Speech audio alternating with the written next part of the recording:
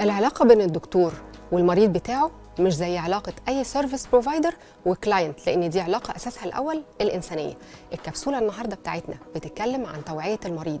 الدكتور الشاطر بيعرف يوعي المريض بكل تفاصيل حالته والعلاج وحتى الحاجات اللي بيعملها عشان يشخص الحالة صح، فبالتالي المريض بيبقى عارف بيعمل الحاجات دي ليه وإزاي وإمتى.